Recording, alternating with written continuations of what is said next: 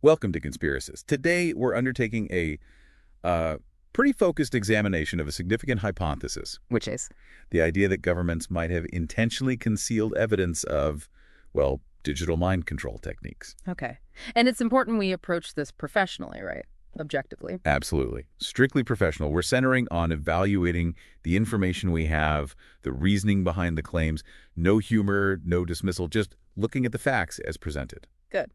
Because we need to start by acknowledging there's a considerable number of people who identify as targeted individuals, TIs, they often call themselves. Right.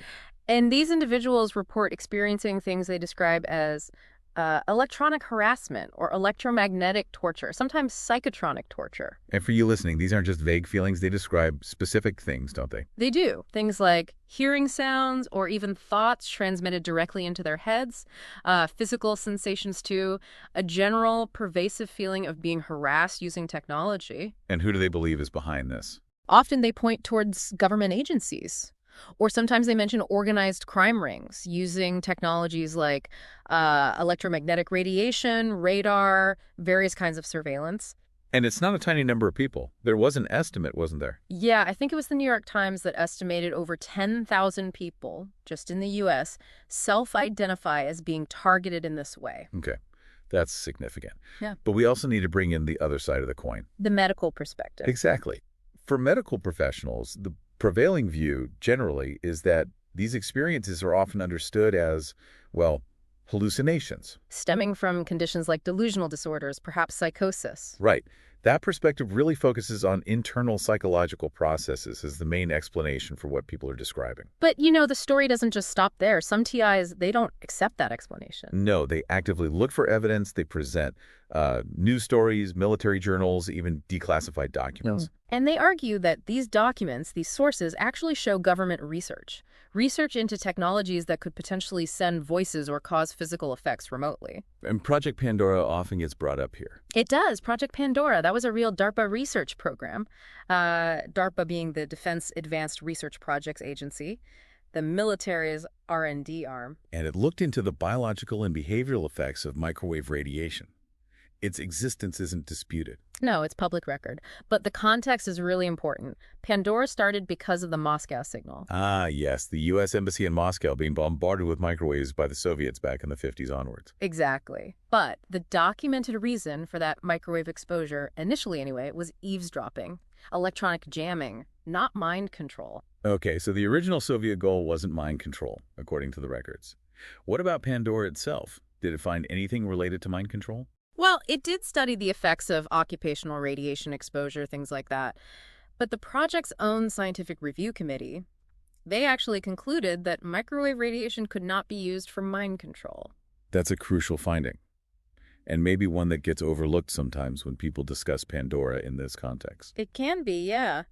Another piece of information that sometimes comes up is a patent from 2002, I think? Yes, an Air Force Research Laboratory patent. Yeah. For technology using microwaves to send spoken words into someone's head. Which, that sounds exactly like what some TIs describe, doesn't it? Straight out of science fiction. It absolutely does. Yeah. But, and this is important, there's a difference between having a patent for an idea and that technology actually being built, functional, and deployed for mind control. Right. A patent just protects the invention legally. It doesn't mean it works reliably or safely or that it's secretly being used on people. And while you do hear rumors about classified research continuing in this area, well, the bottom line is there's currently no verified evidence that actual mind control using microwaves is happening. Okay, so patent, yes. Proof of use, no. We should also touch on gang stalking. That's another term you hear a lot from targeted individuals. Right. What does that typically refer to for listeners who might not know? It refers to what TIs perceive as coordinated harassment by groups of people in their everyday lives. Things like constant surveillance, maybe encounters that seem staged or orchestrated, psychological manipulation. And given these shared, often isolating experiences, it's probably natural that people have formed groups. Exactly. Support groups, advocacy groups, places where people can share what they're going through, find support from others who understand and, collectively push for their claims to be taken seriously and investigated. Okay, so that covers the core claims and context around TIs. Yeah. Now let's shift gears slightly. There's related research on how technology can influence us, even if it's not direct mind control. Yeah, like the work on dark patterns online. There was a study, I think, for the Federal Trade Commission, FTC, by Mather and colleagues. Dark patterns, what are those exactly? They're basically design choices in websites or apps. Interfaces designed deliberately to, well, subtly influence you. Or maybe even deceive you into making choices you wouldn't normally make if you were fully aware. How does that connect back to the mind control hypothesis? Well, it's not the same thing TIs are alleging, obviously. No claims of microwave beams or anything. But dark patterns do show how technology can be purposefully designed to manipulate behavior, to influence decisions in ways that aren't transparent, usually benefiting the company, not the user. So it demonstrates a potential for tech-based manipulation, even if the mechanism and scale are different. Exactly. It shows that influencing people covertly through tech design is, well, it's a real thing. The FTC report gave examples, right? Like making it really difficult to unsubscribe from something. Yeah, or those free trials that automatically bill you without a clear warning. Or maybe hiding privacy settings, making you change them one by one instead of all at once. Things like that. They're designed to exploit our mental shortcuts or cognitive biases. Precisely. Richard Thaler called tactics like these sludge. They subtly nudge us, or maybe make it harder to do what we actually want, leveraging how our brains work against us. Which does raise that interesting question. Where's the line between, say, manipulative design and something more overtly controlling? There was an article, Georgetown Law Technology Review, that tried to map this out, distinguishing between manipulation, persuasion, and coercion online. How did they define manipulation? They defined it as hidden influence, the covert subversion of another person's decision-making power. Hidden influence, covert subversion. That language definitely echoes some of the concerns TIs raise, even if the specifics are different. It does. And the article points out manipulation isn't always about lying outright. It can just be about exploiting vulnerabilities, cognitive ones, emotional ones, to steer you somewhere without you realizing you're being steered. And digital tech makes this easier, presumably. Oh, absolutely. Think about all the data collected online. It makes it much easier to figure out what someone's specific vulnerabilities might be. And then platforms can use that knowledge to personalize interfaces, deliver specific content. It scales up the potential for manipulation significantly. Like social media algorithms, there was that Skillfloor article discussing how they tend to show us stuff that confirms what we already believe. Right, which can lead to echo chambers. It can potentially skew how we see the world without us even noticing it's happening. So the algorithm isn't trying to manipulate in a sinister way, perhaps, just keep us engaged. But the effect can still be a kind of hidden influence on a massive scale. Exactly. It shapes what information gets seen, what trends, how we understand events. It fits that broader idea of hidden influence. Then there's persuasive technology. ISACA and the Center for Research on Computation and Society have materials on this. Yeah, persuasive tech is often designed with good intentions, like apps to help manage mental health or encourage healthier habits.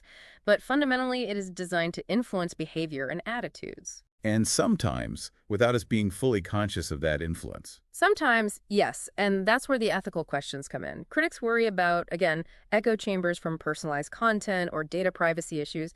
Even if the goal is positive, that line between helpful nudging and unwanted manipulation can get blurry. Okay, so we have subtle manipulation through design, algorithmic influence. But some sources go much further, connecting technology directly to more extreme forms of control or harm. Right. There's an article in Tidsskrift.dk, a Scandinavian journal, I believe. It talks about mind control and torture in the digital age. It suggests things are moving from conspiracy theory towards, well, technological reality. What kind of things? It points to advances in neurowarfare concepts and something it calls ICIT, Internet and Communications, ill treatment and torture. It highlights rapid progress in areas like neural implants, brain-computer interfaces. It raises concerns these could be misused for controlling mental functions, manipulating memories, emotions, even causing hallucinations. Exactly. And it notes a lack of international rules or regulations specifically covering these kinds of potential misuses. That sounds concerned. And there was another piece, wasn't there? Insecurity studies. The war inside your mind. Yes, that echoes similar concerns. It talks about how advanced medical tech merging with neuromodulation research could make the brain itself a kind of covert battlefield. A covert battlefield. How? It discusses possibilities like using, say, nanoparticles as tiny receivers for external signals, maybe even suggesting some states might try to use such tech to degrade people's cognitive ability. Wow. That's quite a claim. Does it say this is happening now? It acknowledges the limits of current science, but it emphasizes the potential for these kinds of covert, ambiguous misuses down the line. And finally, there was the Nuvision article. That one directly mentioned targeted individuals' remote neural monitoring. Yes, it outlines potential applications or misapplications like surveillance of thoughts, inducing auditory hallucinations, experimental mind control techniques, basically describing many of the things Two Eyes report experiencing. And it stressed the ethical and legal problems. Definitely. Highlighting the potential for stalking, psychological torment, coercive control. It called for more awareness, better mental health support for people affected, and importantly, developing legal frameworks to protect individuals as these technologies evolve. Okay. So bringing all these different threads together, we started with the claims of targeted individuals and the contrasting medical explanations. Right.